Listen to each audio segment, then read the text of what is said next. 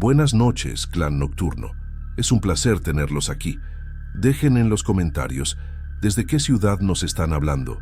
Espero su respuesta. Prepárense para comenzar a escuchar 5 historias que ocurrieron en Tepito, ya. Cuando mi padre murió, la forja quedó en silencio por primera vez en más de 40 años. Era raro entrar y no escuchar el golpe del martillo ni el silbido del fuego.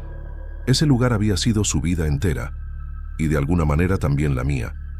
Me llamo Ernesto, tengo 46 años y nací entre el humo y el hierro caliente.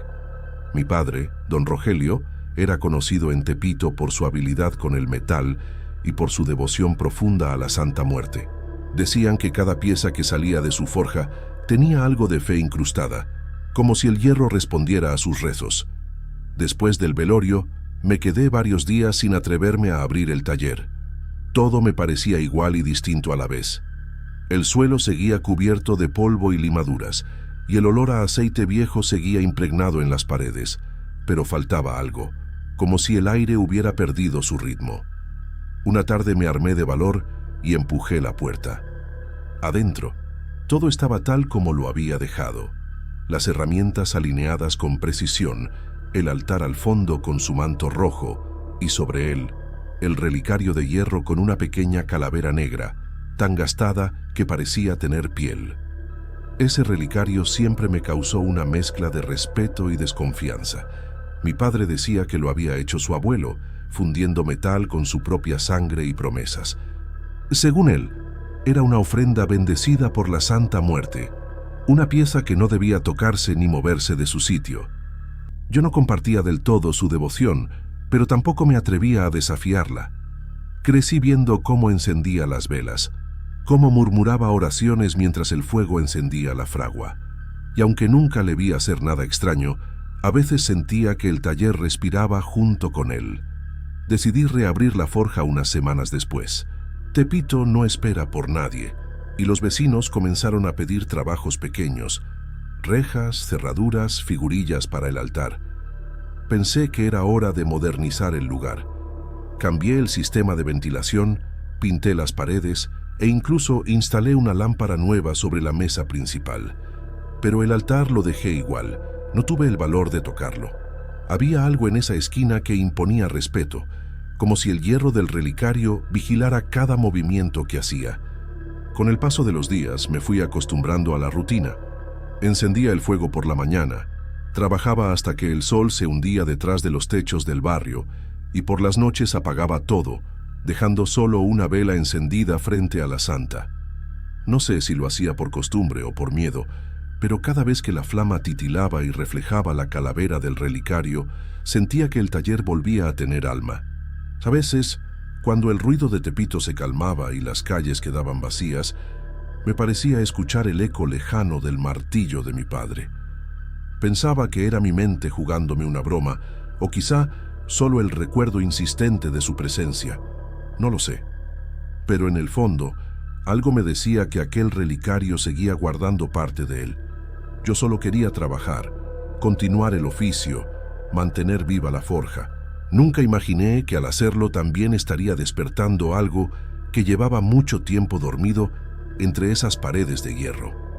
Las primeras noches raras comenzaron sin aviso, como si algo invisible se hubiera instalado en la forja después de que encendí el fuego de nuevo. Al principio pensé que era cansancio, trabajaba más de lo que debía, y el calor del horno mezclado con el ruido constante del barrio podía jugarle trucos a la cabeza. Pero un jueves, mientras limpiaba las herramientas antes de cerrar, escuché golpes secos sobre la vigornia. No eran fuertes, pero sí regulares, como si alguien estuviera martillando con cuidado, siguiendo un ritmo antiguo. Miré alrededor. Todo estaba apagado. Las brasas muertas, las puertas cerradas. El sonido continuó unos segundos y luego se detuvo, dejándome solo con mi respiración agitada. Intenté convencerme de que era alguna vibración de los camiones que pasaban por la avenida. Aún así, sentí cómo la piel se me erizaba. A la noche siguiente ocurrió lo mismo. Esta vez el ruido fue más claro, más cerca. Me acerqué a la vigornia y pude jurar que el metal temblaba levemente, como si algo desde adentro buscara salir. Golpeé el suelo con la bota, pensando en ratas o tuberías flojas, pero el eco no se parecía a nada de eso. Me quedé un rato en silencio, hasta que el sonido cesó, dejándome con un olor extraño en el aire, un aroma a hierro quemado, pesado y dulce al mismo tiempo, que me revolvía el estómago. Durante el día, el taller seguía funcionando sin problema, pero en cuanto el sol se escondía detrás de los tejados de Tepito, el ambiente cambiaba. Las herramientas caían sin motivo, las pinzas se deslizaban de las mesas, y las velas del altar ardían con una flama azulada, como si el aire se espesara. A veces, cuando cerraba la puerta para irme a casa, sentía una corriente de aire caliente salir desde el interior, como un suspiro metálico que me seguía hasta la calle. Una madrugada me despertó un ruido familiar, el fuelle de la fragua soplando. Me levanté pensando que había olvidado apagar algo y bajé las escaleras corriendo. El fuego estaba apagado, pero el fuelle subía y bajaba solo, moviéndose como si alguien invisible lo accionara. Me quedé parado frente a él, temblando, sin entender nada. El olor a metal ardido era tan fuerte que tuve que cubrirme la boca con la camisa. Intenté convencerme de que eran cosas de mi mente, que la muerte de mi padre me estaba pesando más de lo que quería aceptar. Pero esa misma noche, al mirar hacia el altar, noté algo que me heló la sangre. El relicario ya no estaba en su lugar. Yo siempre lo dejaba sobre el paño rojo, frente a la imagen de la santa. Sin embargo, ahora reposaba sobre la bigornia, cubierto de hollín, como si alguien lo hubiera colocado ahí después de trabajar con él. Lo toqué con cuidado y sentí el metal tibio, como si hubiera estado expuesto al fuego. No había explicación, no había nadie más conmigo. Aún así, el aire dentro del taller vibraba, y tuve la impresión de que el hierro respiraba, lento y pesado, como si el alma de la forja se hubiera despertado de nuevo. Esa noche no dormí.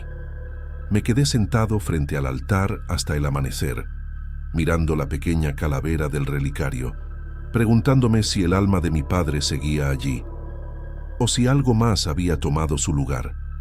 Con el paso de los días, lo que al principio eran simples ruidos se transformó en algo más profundo, más vivo. Ya no eran solo las herramientas cayendo o el fuelle moviéndose por sí solo. Ahora el metal hablaba. No sé cómo explicarlo de otra forma.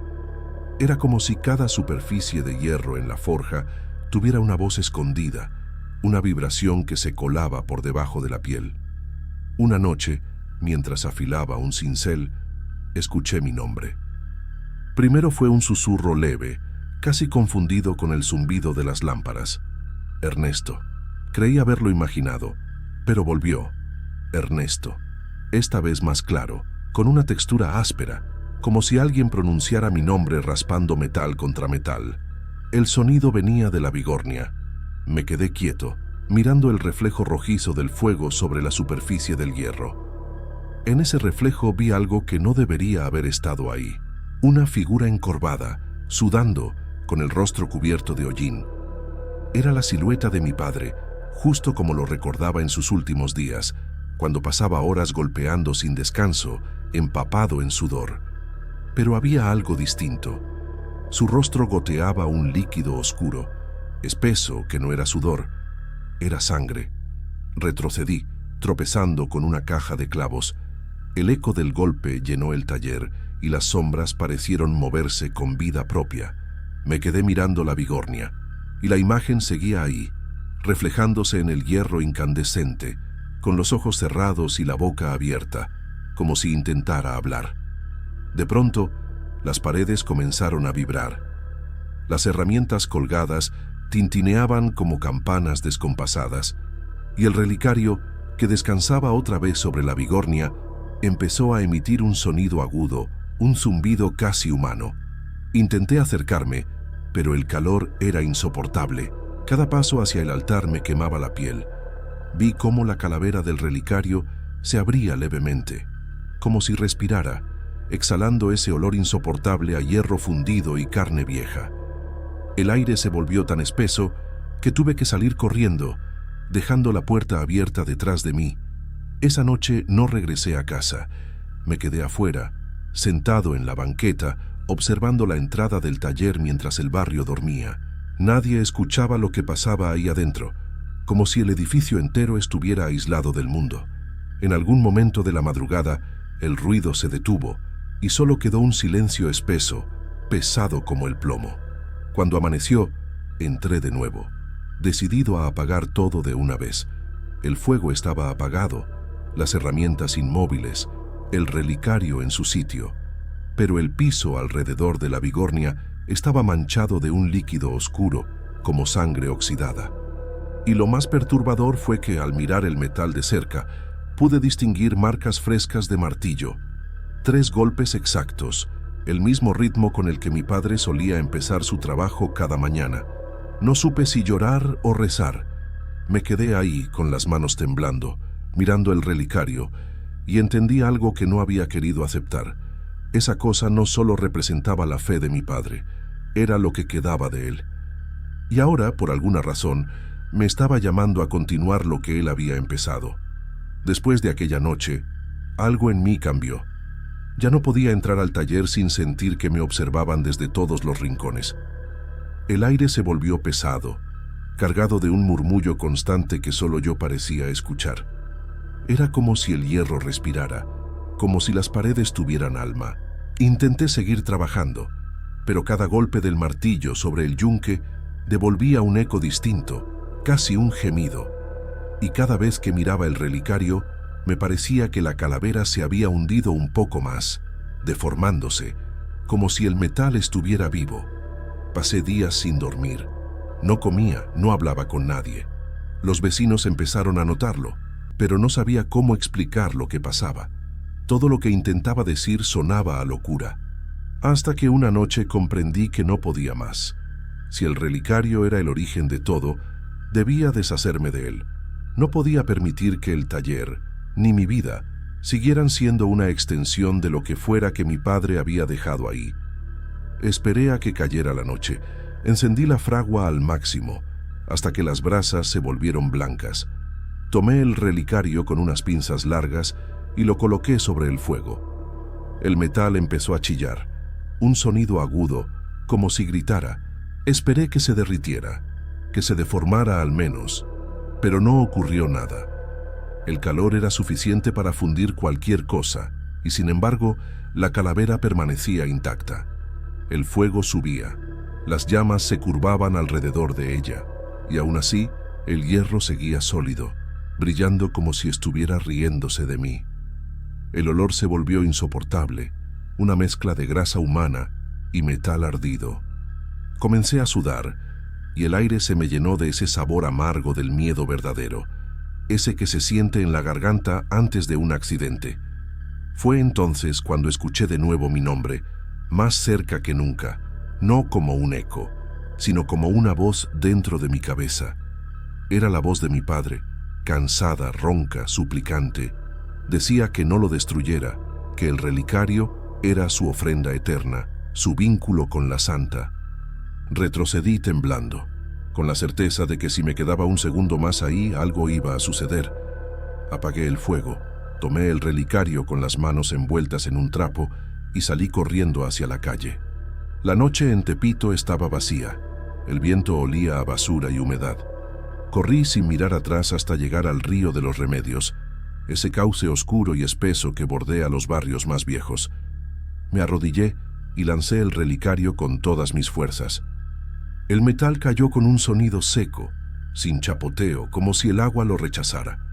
Lo observé hundirse, y por un instante, juro que vi burbujas rojas subir a la superficie. Luego, todo quedó quieto, el viento se detuvo y el silencio me envolvió. Por primera vez en meses, sentí alivio.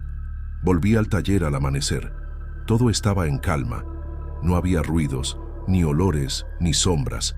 Encendí una vela frente a la Santa Muerte y le pedí perdón. Pensé que todo había terminado. Pero mientras apagaba las luces para irme, sentí algo leve en la nuca, un soplo, el aliento tibio de alguien parado detrás de mí. Me giré de golpe, pero no había nadie. solo el eco lejano del barrio despertando.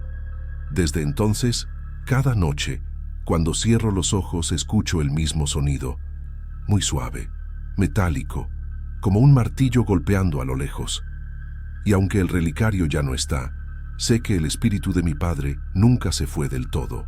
A veces, incluso creo que ese soplo que siento antes de dormir no es el viento, sino el suspiro del Santo del Fierro, recordándome que en Tepito, la fe y el miedo son la misma cosa.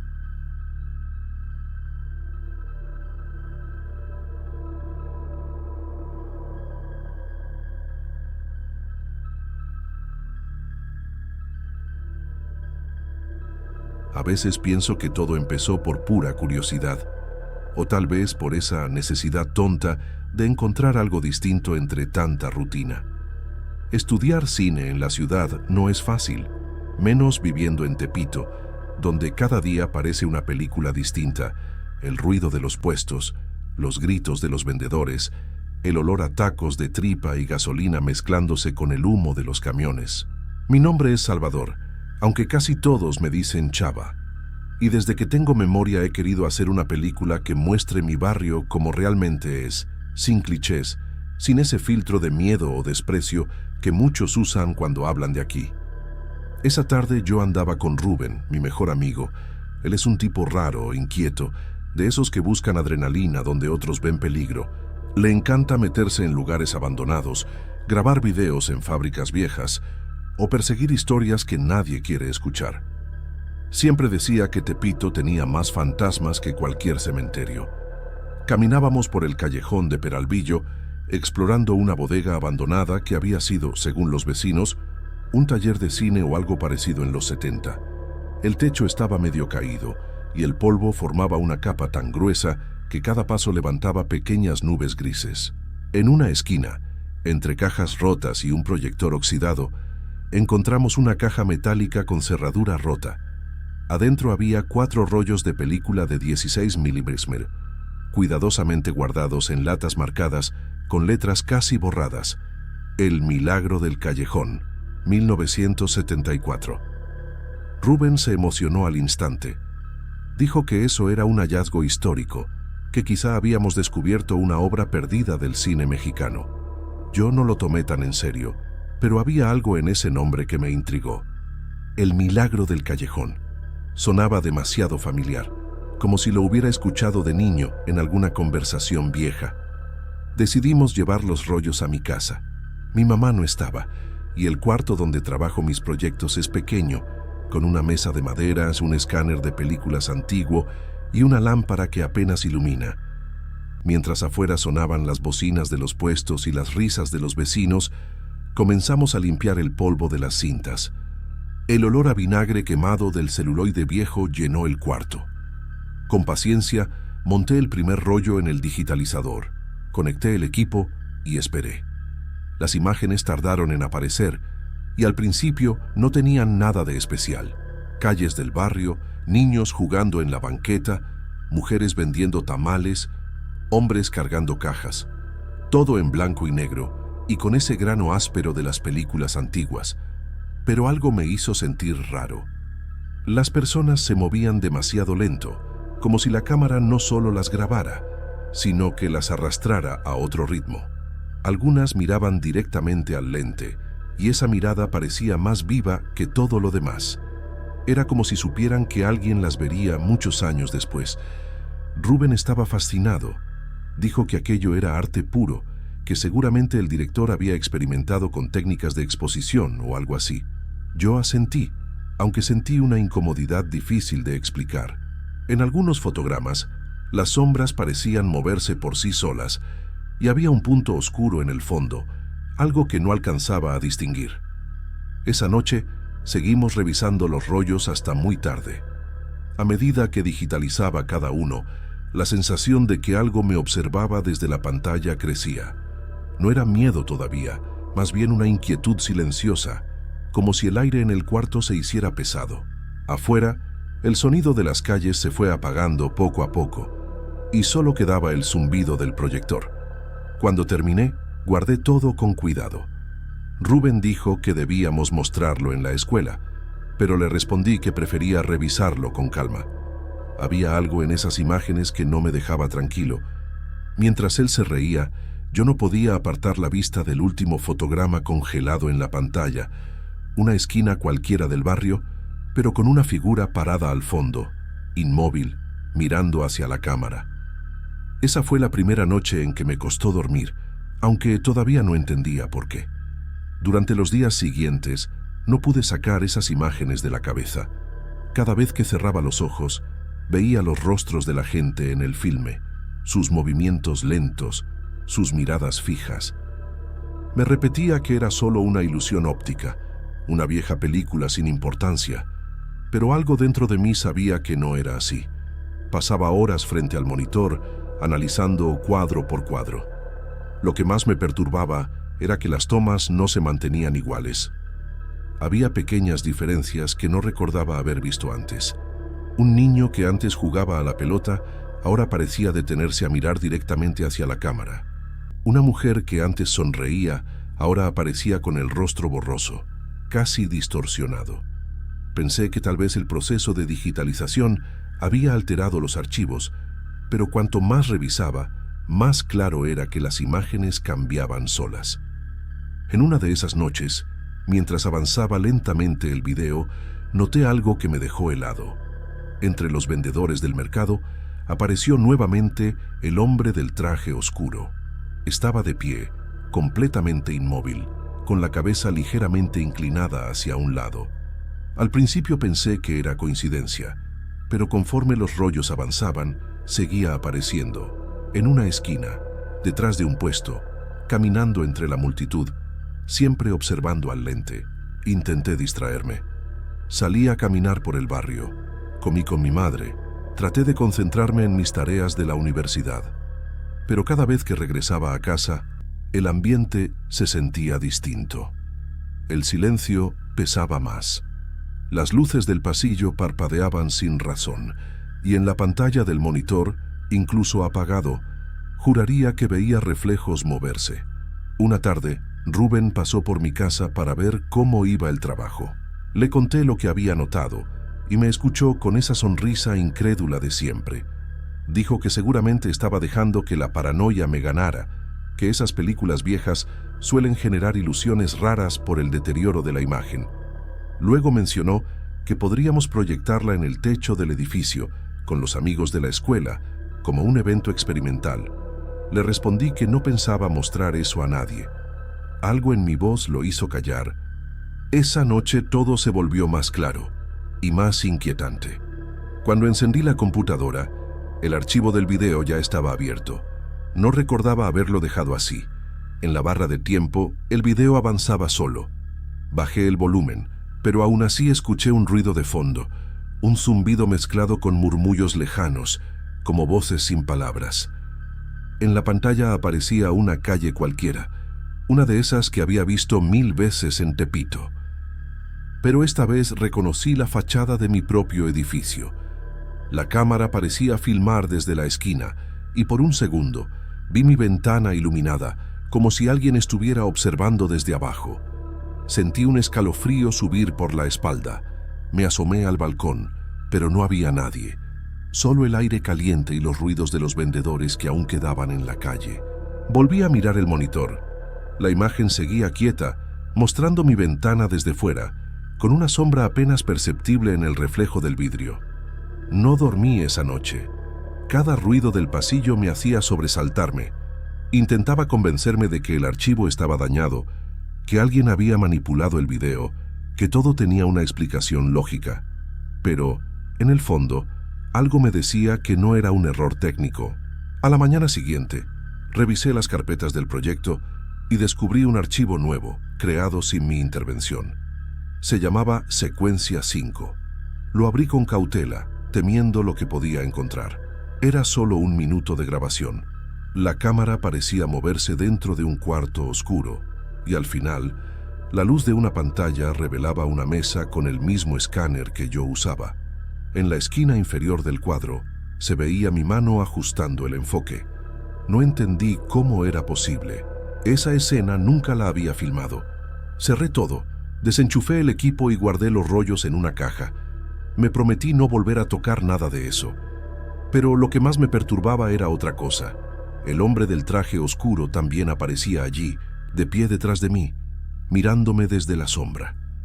A partir de ese momento, la casa dejó de sentirse segura. No pasaron muchos días antes de que todo empezara a volverse insoportable. Creí que guardar los rollos y apagar la computadora bastaría, pero pronto me di cuenta de que lo que había empezado con simple curiosidad ya se había metido en mi vida como una enfermedad silenciosa.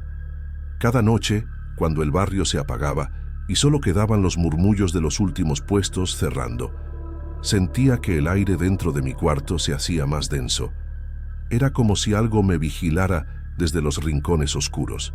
Intentaba concentrarme en mis tareas, pero mi mirada regresaba una y otra vez hacia el monitor apagado, temiendo que se encendiera solo. Una madrugada no pude resistir. Encendí la computadora para revisar si los archivos seguían ahí, y fue peor. Había más carpetas, más videos que yo no recordaba haber creado.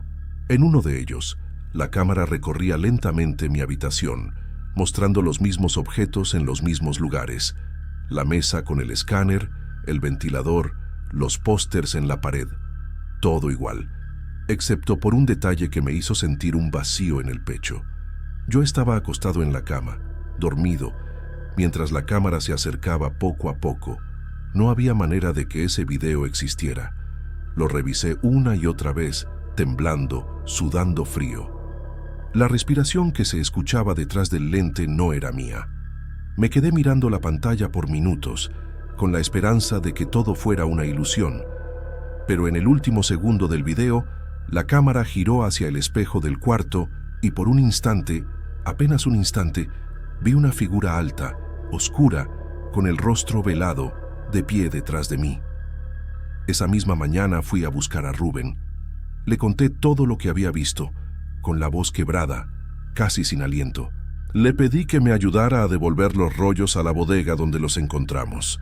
No quería volver a verlos, no quería tenerlos cerca, pero él se rió. Dijo que me estaba dejando llevar por mis obsesiones, que seguramente había dormido poco y mi mente me jugaba malas pasadas. Incluso me dijo que si tanto me asustaban los rollos, él se los llevaría a su casa. Intenté convencerlo de que no lo hiciera, pero no me escuchó. Tomó la caja y salió con una sonrisa, diciendo que los iba a revisar con su propio equipo. Cuando se fue, me quedé con una sensación amarga, como si algo dentro de mí se partiera en dos. Desde la ventana lo vi alejarse por el callejón, con la caja bajo el brazo, y por un segundo me pareció que la sombra de un hombre alto caminaba detrás de él, siguiéndolo sin hacer ruido. Esa noche no encendí la computadora, tampoco dormí. Pasaba las horas escuchando cada crujido del edificio, cada paso en el pasillo. Intentaba rezar, pero las palabras se me enredaban en la boca. En un momento, escuché algo que parecía venir del interior del monitor, un leve zumbido, como si el ventilador girara solo, aunque estaba desconectado. Los días siguientes fueron una mezcla de silencio y ansiedad. No recibí mensajes de Rubén, ni llamadas. Fui a la universidad y nadie lo había visto. Pensé que tal vez se había ido con su novia o que necesitaba espacio, pero cuando pasaron 3 días, su ausencia empezó a sentirse como una piedra en el estómago. Decidí ir a su casa. Vivía solo en un pequeño cuarto rentado, cerca del mercado de Tepito. Cuando llegué, la puerta estaba cerrada, pero se escuchaba un zumbido constante adentro, como el sonido de una proyección vieja. Toqué varias veces. Nadie respondió. Empujé la puerta con fuerza y se abrió. El cuarto estaba oscuro, con las cortinas cerradas. En el centro, sobre una mesa, su laptop seguía encendida. En la pantalla, el video se reproducía una y otra vez, la misma grabación que habíamos encontrado, pero ahora mostrando algo diferente. La cámara enfocaba el interior del cuarto de Rubén, y en la imagen, él mismo aparecía, filmando con su celular, con expresión seria. Detrás de él, en la penumbra, se distinguía la misma figura indistinta, el hombre del traje oscuro, más nítido que nunca, observando a través del reflejo del monitor. Sentí un impulso de apagar la computadora, pero no pude moverme. La figura pareció levantar la cabeza lentamente, como si supiera que yo estaba ahí, mirándola. En la pantalla, los ojos del hombre parecían brillar apenas un segundo, y después todo se quedó en negro. No encontré a Rubén en ninguna parte, ni su celular, ni su mochila, ni los rollos. Solo el eco de la proyección repitiéndose sin fin, como si el propio aparato se negara a dejarlo ir. En ese momento entendí que lo que habíamos despertado no quería ser devuelto. Esa fue la última noche que puse un pie en esa casa. No sé cómo logré salir de esa casa sin perder la razón. Recuerdo haber corrido por las calles de Tepito con la sensación de que alguien me seguía, de que esa presencia oscura se había desprendido de la pantalla y ahora respiraba detrás de mí. Cuando llegué a mi edificio, cerré la puerta con tanta fuerza que el marco tembló. No tenía aire ni voz, solo un pensamiento repetido en la cabeza. Rubén no estaba. Esa noche no dormí. Dejé todas las luces encendidas, pero la claridad artificial no trajo consuelo. Miraba una y otra vez hacia el monitor, apagado pero reflejando mi rostro cansado. Quise convencerme de que lo de la casa había sido un sueño, una alucinación causada por el miedo, pero en lo profundo sabía que no. El brillo extraño en los ojos del hombre del traje, la quietud del cuarto, el silencio pesado, todo había sido demasiado real. A la mañana siguiente fui a la policía. Conté todo lo que sabía, aunque traté de sonar razonable. Dije que mi amigo había desaparecido, que la última vez que lo vi estaba en su casa con un material antiguo de cine. Ellos tomaron nota, preguntaron por el domicilio y prometieron enviar una patrulla. No mencioné lo del video, ni la figura, ni las imágenes que cambiaban. No me habrían creído. Llamé también a la madre de Rubén, que vivía en Iztapalapa.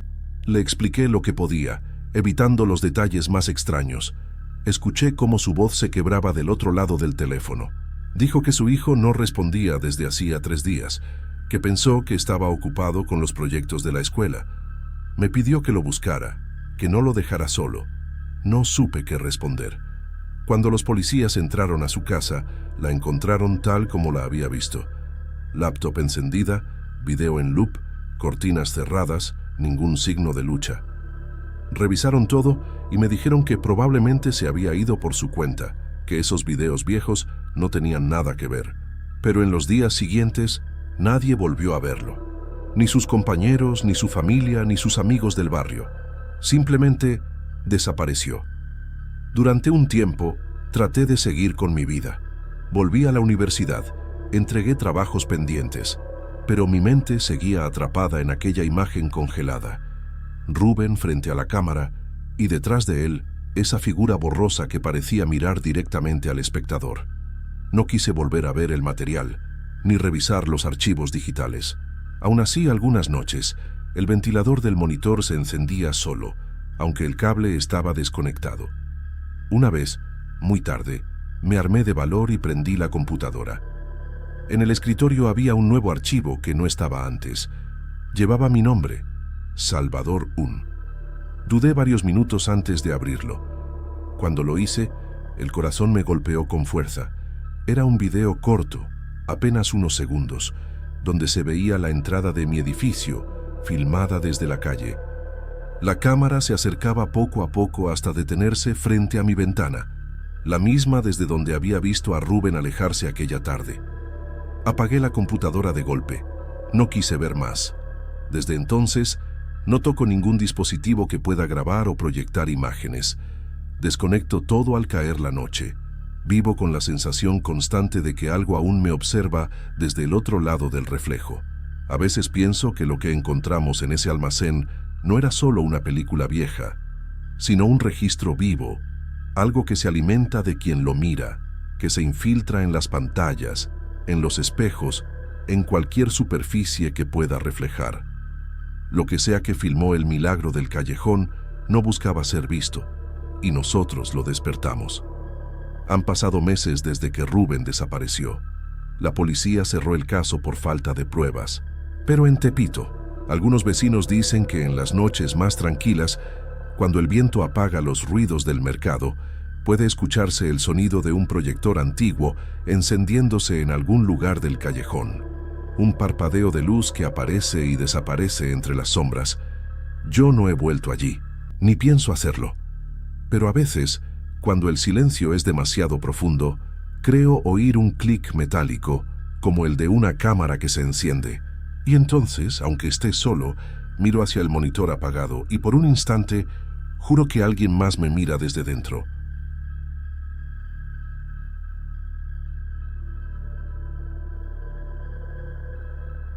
Me llamo Lupita, tengo 47 años y desde hace más de 20 trabajo en el Tianguis de Tepito. Mi vida ha girado siempre alrededor de ese mercado. El ruido, los olores, los gritos, la gente que va y viene cargando bolsas o empujando carritos.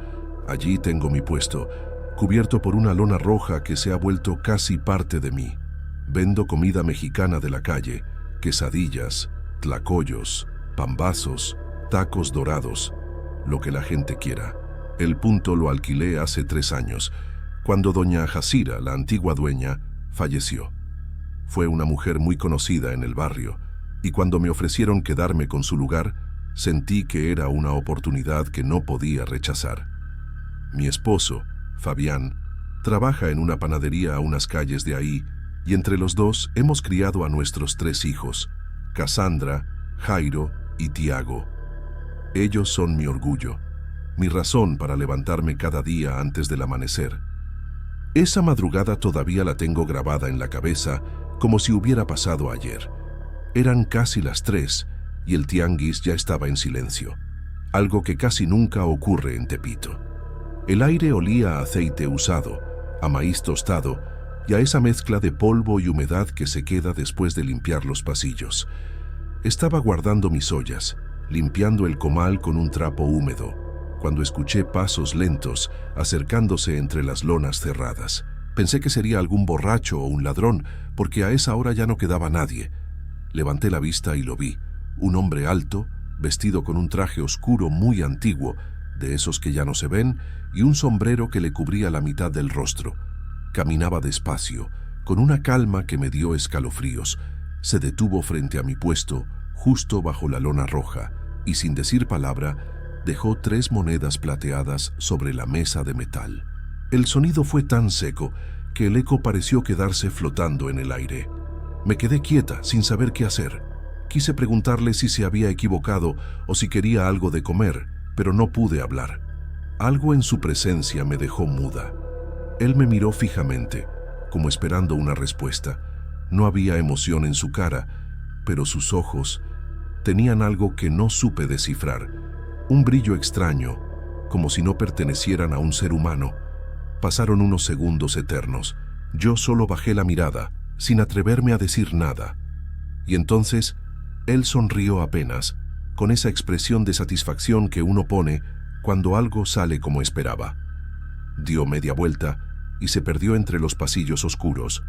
El ruido de sus pasos se fue apagando hasta que todo volvió al silencio. Me quedé mirando las monedas. Eran de un plata tan limpia que brillaban incluso con la luz amarilla del foco. Cuando las toqué me recorrió un escalofrío. Estaban heladas, como si las hubiera sacado del hielo. Las guardé en una latita donde suelo juntar el cambio y traté de no pensar más. Mientras cerraba el puesto, el viento sopló fuerte y la lona roja se levantó un poco, dejando ver las sombras de los tubos del techo. Por un instante, juraría que había una silueta parada detrás, quieta, observando. Pero cuando volví a mirar, ya no había nada. Caminé hacia mi casa con el carrito vacío, cruzando calles desiertas. Solo se escuchaba el murmullo lejano de una radio y el ladrido de un perro. Me repetí que seguramente era un cliente raro, alguien con manías, o quizá un loco. Pero dentro de mí, algo no estaba en paz. Esa noche, al acostarme, sentí el corazón acelerado. Pensé en Fabián y en los niños, dormidos en el cuarto de al lado, y traté de convencerme de que no pasaba nada. Aún así, tuve un sueño extraño. Escuchaba el tintineo de monedas cayendo una y otra vez sobre metal, hasta que desperté sudando, con la sensación de que alguien estaba parado junto a la cama. No vi a nadie, pero el silencio del cuarto pesaba más de lo normal. Algo, sin saber qué, me decía que esas 3 monedas no eran un simple pago. Los días siguientes fueron una locura. Desde esa madrugada, las ventas comenzaron a subir como nunca antes. La gente llegaba desde temprano, antes de que terminara de acomodar las cosas. Pedían de todo: quesadillas, tlacoyos, pambazos, gorditas. Se formaban filas largas y yo apenas podía con el ritmo. Me sentía cansada, pero al mismo tiempo feliz, porque en años de trabajo nunca había ganado tanto. Al principio pensé que era simple coincidencia, que quizá el lugar de doña Jacira tenía buena suerte, o que la comida me estaba quedando mejor. Pero algo en el ambiente empezó a sentirse raro. A veces, cuando levantaba la lona roja para que entrara aire, el interior del puesto se sentía más frío que afuera, como si el viento viniera de otro lugar. Incluso los clientes lo notaban. Algunos se abrazaban los brazos y decían que allí siempre hacía más frío, aunque el sol pegara fuerte sobre el mercado. También comenzaron los comentarios. Una señora me dijo que, al pasar por mi puesto, había visto una sombra moverse debajo de la lona, aunque no había nadie más conmigo. Otro cliente comentó que sentía que lo observaban mientras comía. Yo sonreía y trataba de restarle importancia, pero cada comentario me dejaba inquieta. En el fondo, recordaba al hombre del traje oscuro y sentía que, de alguna forma, todo estaba conectado con él. Empecé a notar cosas pequeñas, pero inquietantes. Por las noches, cuando contaba el dinero, las 3 monedas plateadas siempre estaban allí, encima de la mesa, aunque las hubiera guardado en la latita. Intenté esconderlas en distintos lugares, en una bolsa, bajo la caja, incluso en el fondo de una olla vacía. Pero al amanecer, volvían a aparecer donde las había encontrado la primera vez. Algunos compañeros del tianguis me decían que mi puesto olía diferente, como a incienso o a flores marchitas. Yo misma lo noté un par de veces, sobre todo al cerrar. Era un aroma que no sabría describir, dulce y viejo al mismo tiempo, como si viniera de una casa abandonada. Una tarde, mientras limpiaba las ollas, vi algo que me hizo soltar el trapo. Bajo la lona, justo donde había caído una gota de grasa, se formó la silueta de una mano abierta, como marcada por el fuego. Parpadeé y desapareció. Me quedé temblando. Nadie lo vio, pero supe que no había sido una ilusión. Comencé a dormir mal. Soñaba con el hombre de traje, parado frente a mi puesto, sonriendo con esa expresión vacía. En el sueño me extendía las monedas, y cuando intentaba no tomarlas, escuchaba su voz, no con palabras, sino con un sonido que se metía en la cabeza, como si me hablara desde dentro. Siempre despertaba sobresaltada, con el cuerpo cubierto de sudor y el corazón latiendo tan fuerte que me costaba respirar. Fabián me preguntaba si estaba cansada o enferma, y yo solo decía que era el trabajo, que todo estaba bien. No quería preocuparlo, pero dentro de mí crecía una sensación oscura, algo que no podía nombrar. Era como si la lona roja respirara, como si cada día el puesto tuviera vida propia. Una madrugada, antes de abrir, llegué al tianguis y vi que la lona estaba levantada por dentro, como si alguien estuviera allí. Pensé que tal vez algún gato se había metido, pero cuando acerqué la linterna, vi una sombra agachada, inmóvil. Me quedé paralizada. Di un paso atrás y, de repente, la lona cayó con un golpe seco. Cuando la levanté de nuevo, no había nada. Solo las 3 monedas brillando sobre la mesa metálica. Esa fue la primera vez que pensé que algo en mi vida se había torcido. No sabía exactamente cuándo ni cómo, pero sentía que el mercado, mi refugio de tantos años, ya no me pertenecía del todo. Algo más, algo que no podía ver, se estaba instalando bajo aquella lona roja. Con el paso de las semanas, ya no podía fingir que todo era producto de mi imaginación. Las cosas que ocurrían en mi puesto eran cada vez más claras, más descaradas. Los vasos se movían solos, las flamas del comal temblaban aunque no hubiera viento, y a veces el aceite caliente burbujeaba sin razón, como si algo invisible lo tocara. Empecé a evitar quedarme sola al cerrar. Le pedía a otros vendedores que me esperaran, pero muchos comenzaron a alejarse.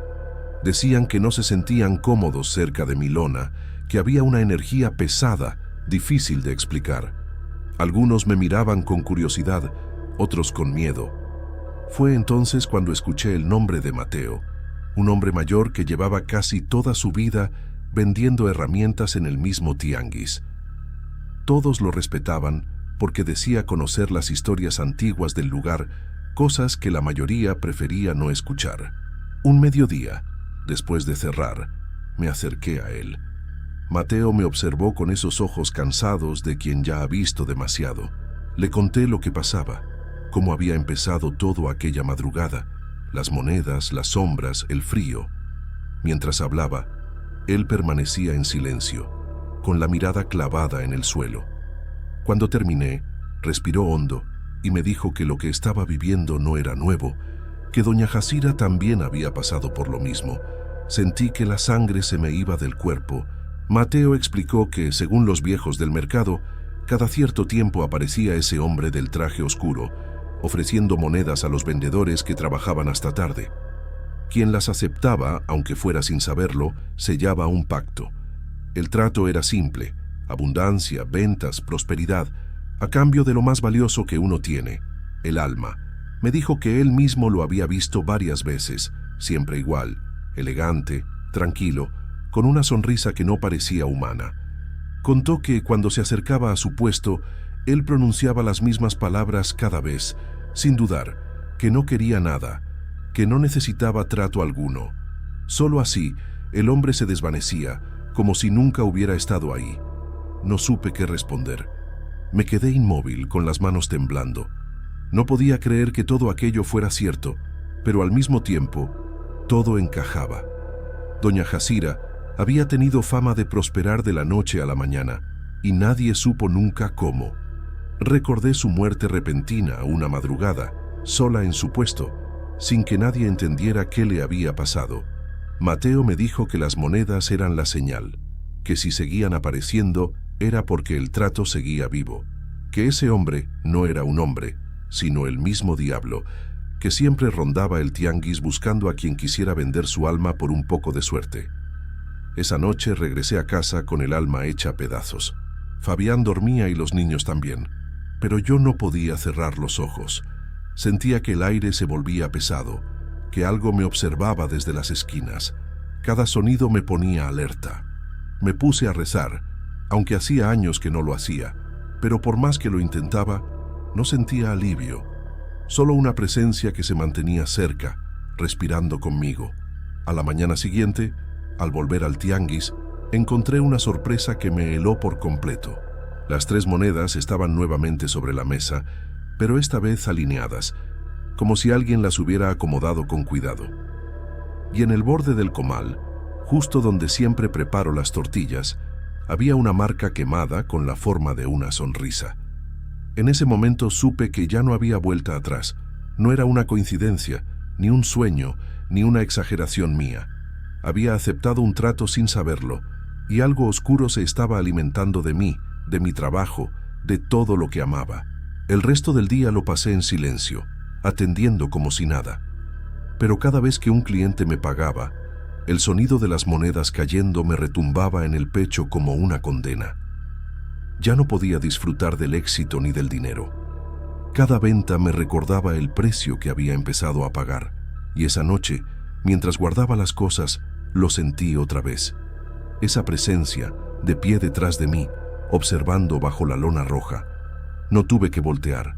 Sabía quién era. Sabía que había vuelto para asegurarse de que yo entendiera lo que había hecho. Pasaron varios días en los que apenas pude dormir.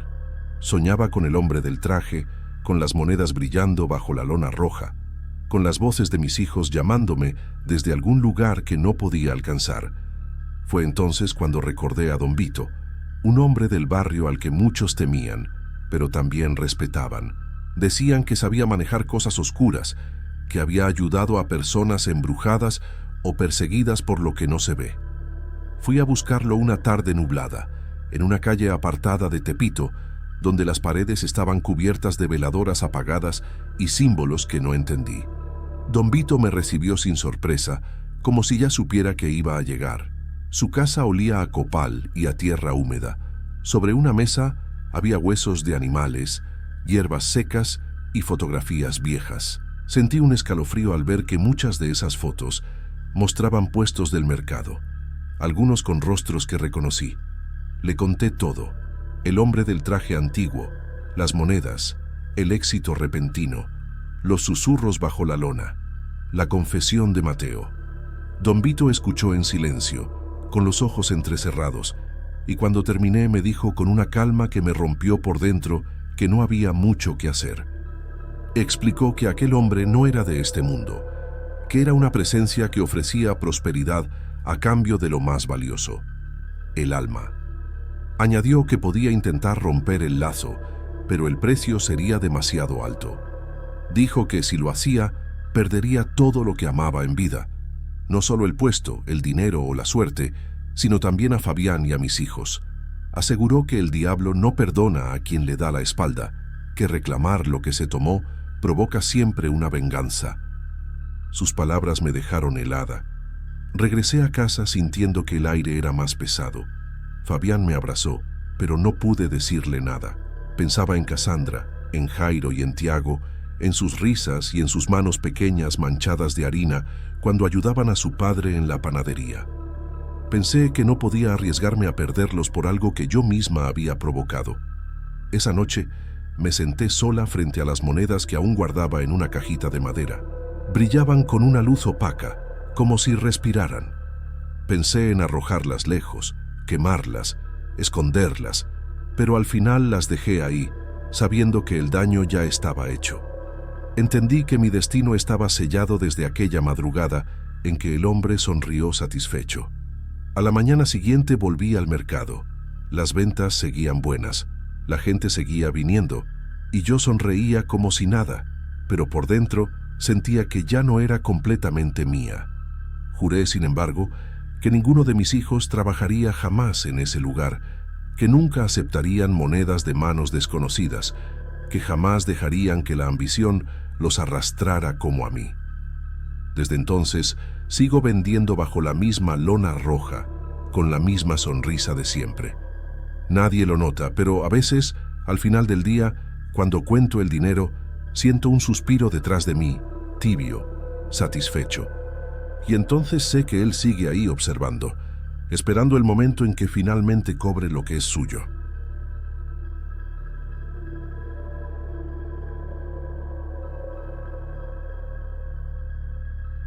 Hola, me llamo Rogelio. Soy policía retirado. Desde hace algunos años mi vida se ha reducido a una rutina tan precisa que podría marcarla con el reloj. Me levanto al amanecer, caliento café en la misma olla abollada, leo el periódico viejo que compro en el puesto de Don Chuy y me siento frente a la ventana a ver cómo se llena la calle.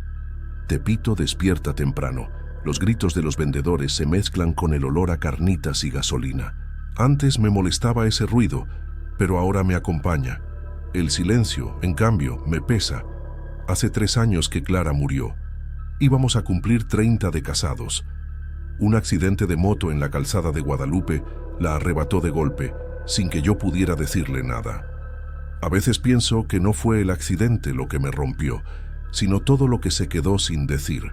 Desde entonces, vivo solo en esta casa donde todo me recuerda a ella. Los trastes con flores, las cortinas que insistía en lavar cada mes, su perfume que alguna vez impregnó cada rincón. Esa noche, recuerdo bien, eran casi las 11 cuando lo escuché por primera vez.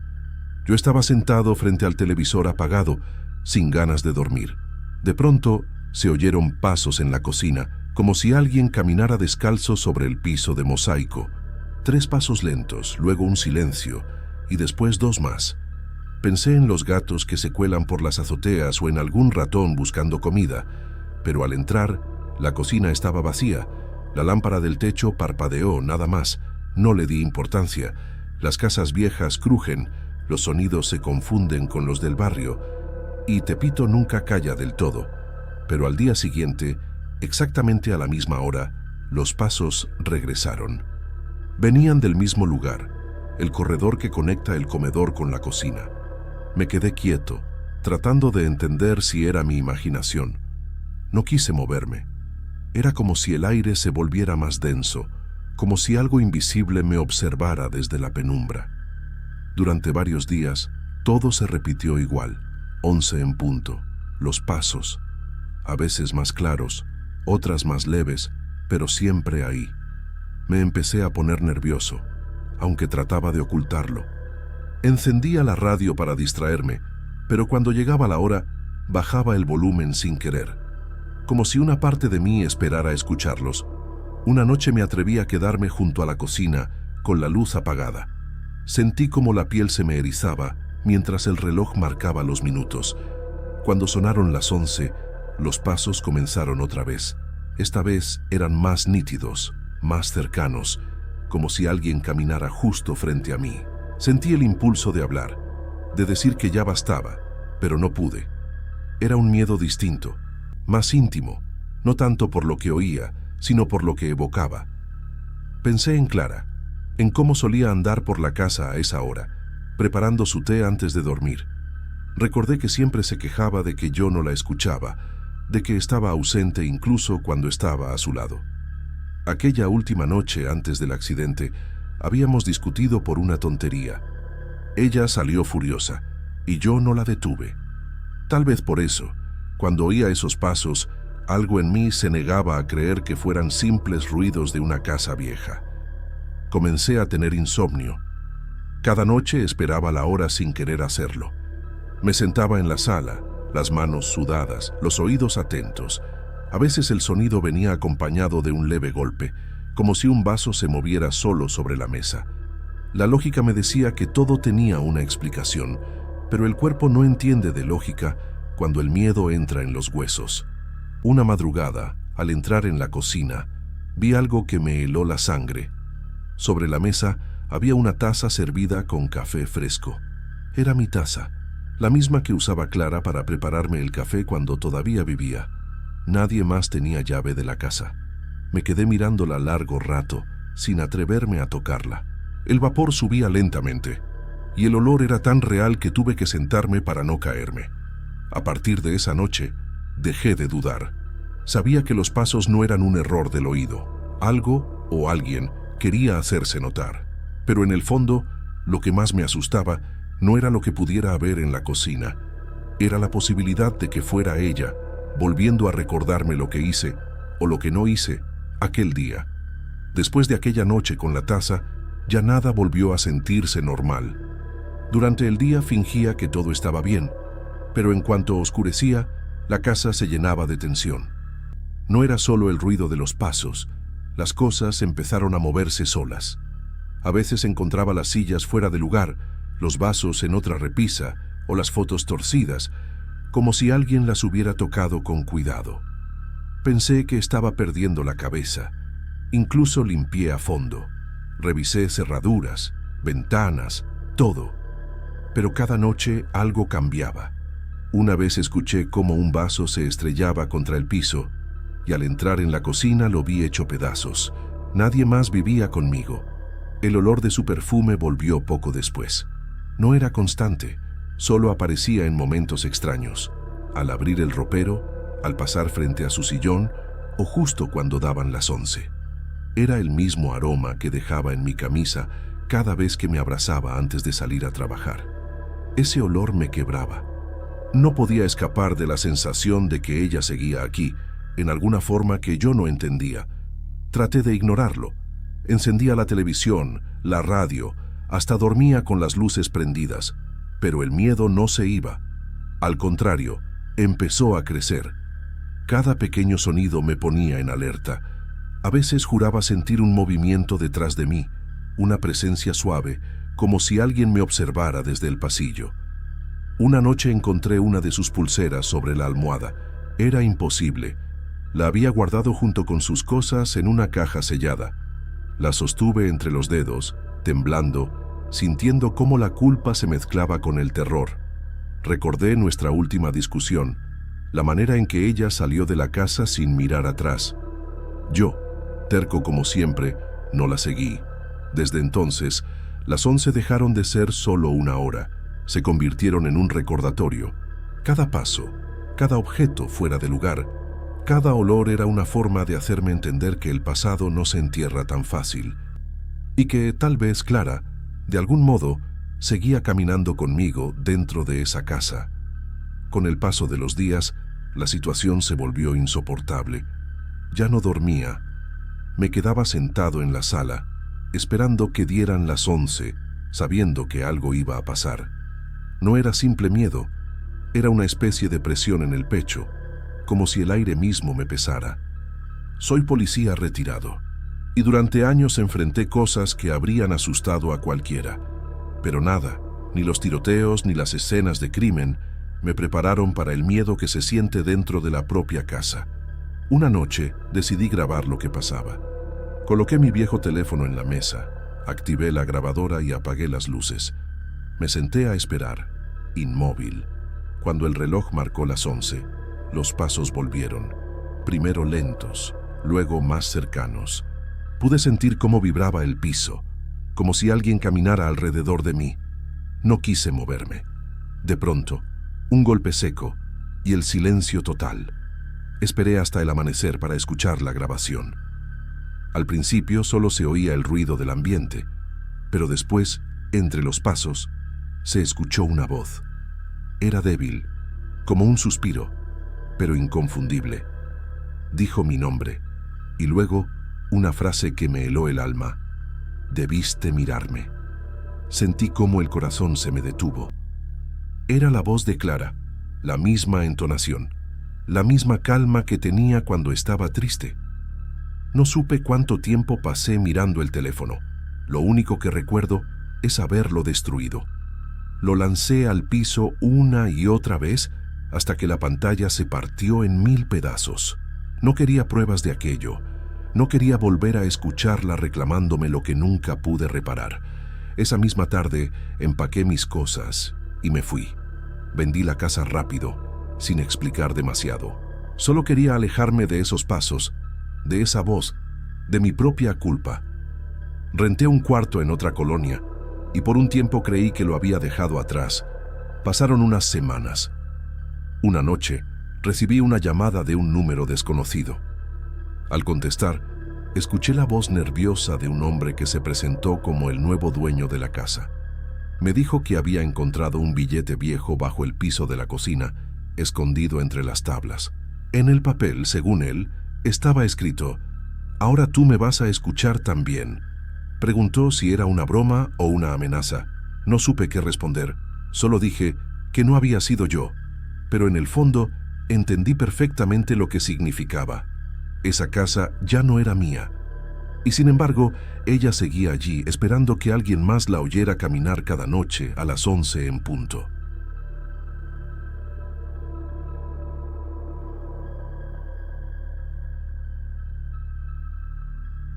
Mi nombre es Mauro. Cuando conseguí el local en la calle Jesús Carranza, sentí que por fin algo empezaba a acomodarse en mi vida. Llevaba casi 10 años tatuando en Tepito, moviéndome entre talleres improvisados, casas de amigos y ferias. Ese pequeño espacio en el Beco 23 era mi oportunidad de tener algo propio. No era bonito, pero era mío. El edificio tenía ese aire antiguo que abunda en el barrio: paredes húmedas, pintura cuarteada, olor a aceite y polvo.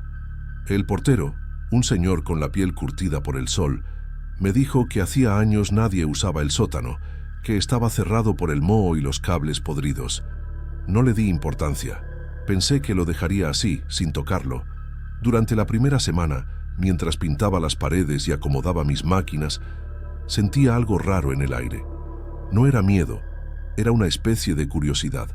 Había un silencio distinto ahí abajo, como si el edificio respirara.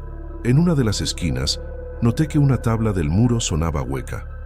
La quité y detrás apareció una puerta angosta, tan vieja que parecía hecha de ceniza. Empujé con el hombro y cedió. Del otro lado había un cuarto pequeño, con el techo bajo y el olor más pesado que he sentido en mi vida. Era como grasa quemada y flores secas. En el centro, cubierto por polvo y telarañas, había un altar diminuto. La figura al centro estaba irreconocible. Parecía humana, pero derretida, con la piel de cera mezclada con cabello verdadero. Alrededor, velas negras consumidas, monedas viejas y copas llenas de restos secos de cera. Me quedé mirándolo un rato largo.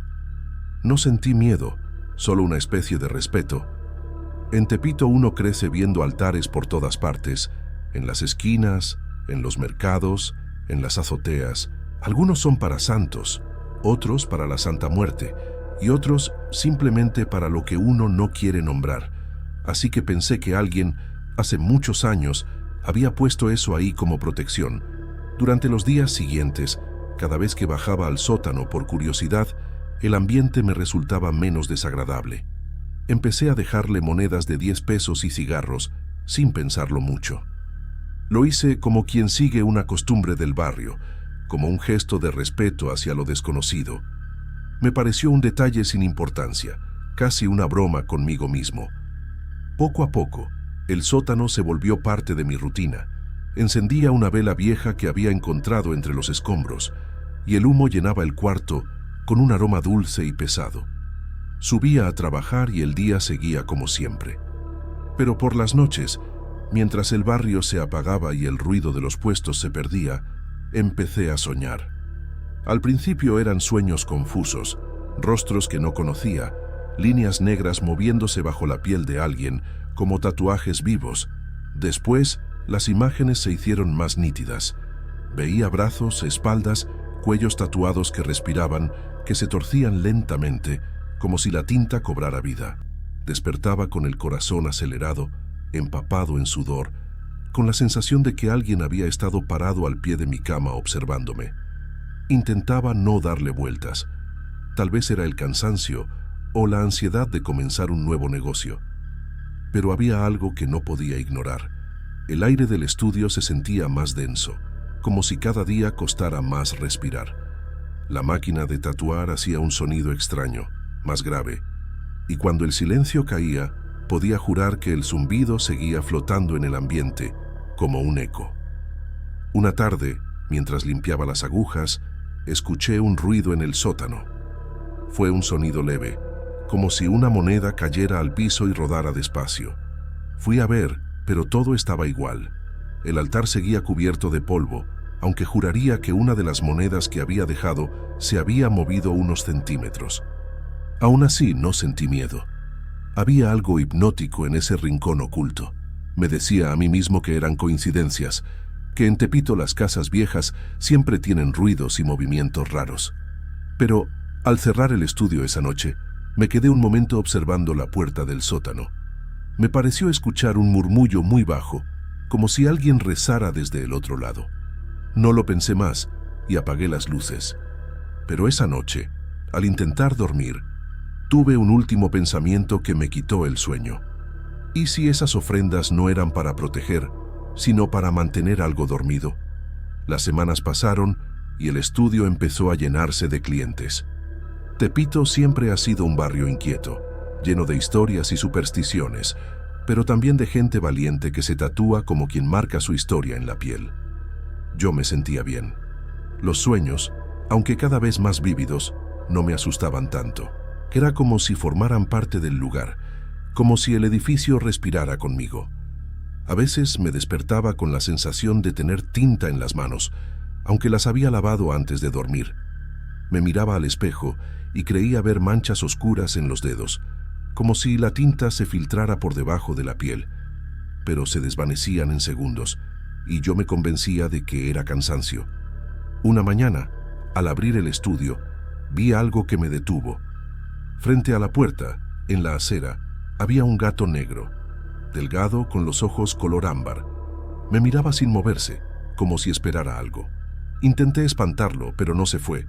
Se quedó ahí, echado al sol, vigilando. Pensé que era un gato callejero más, de esos que viven entre los mercados y las azoteas. Pero desde ese día, el gato comenzó a aparecer todas las mañanas, siempre en el mismo lugar, frente al estudio. A veces lo encontraba en la ventana del baño, observando hacia adentro, inmóvil, con una paciencia que me ponía nervioso. Una vecina me comentó que esos animales eran guardianes de los muertos y que donde ellos se quedaban, algo viejo estaba despierto. Me reí para no demostrar inquietud, pero esa noche soñé otra vez con los rostros tatuados. Esta vez los reconocí. Eran caras de mis propios clientes, pero sus tatuajes se movían. Los colores se deslizaban como sangre bajo la piel, formando nuevas figuras. Vi uno de los rostros abrir los ojos dentro del sueño, y al hacerlo, escuché mi nombre susurrado en la oscuridad. Desperté sobresaltado, con el corazón golpeando tan fuerte que pensé que iba a desmayarme. Intenté no dormir más. Bajé al sótano con la linterna del celular, impulsado por una mezcla de miedo y curiosidad. El altar seguía ahí, aunque las velas que había dejado días antes estaban completamente derretidas, como si alguien las hubiera encendido todas al mismo tiempo. La figura central parecía distinta. Tal vez la luz me engañaba, pero juraría que tenía algo nuevo en el rostro, una especie de sombra de sonrisa apenas visible. No quise tocar nada. Dejé un cigarro nuevo, como siempre, y subí sin mirar atrás. Durante los días siguientes, empecé a notar que los clientes comentaban cosas raras. Uno me dijo que sentía que su tatuaje se movía cuando estaba solo. Otro mencionó que su piel se enrojecía justo sobre la tinta, aunque no hubiera infección. Lo revisé todo, las agujas, la tinta, los guantes. No había error técnico, pero cada noche los sueños regresaban más fuertes. En uno de ellos, el gato negro estaba sobre el altar, mirándome con los ojos abiertos, mientras la figura de cera parecía respirar.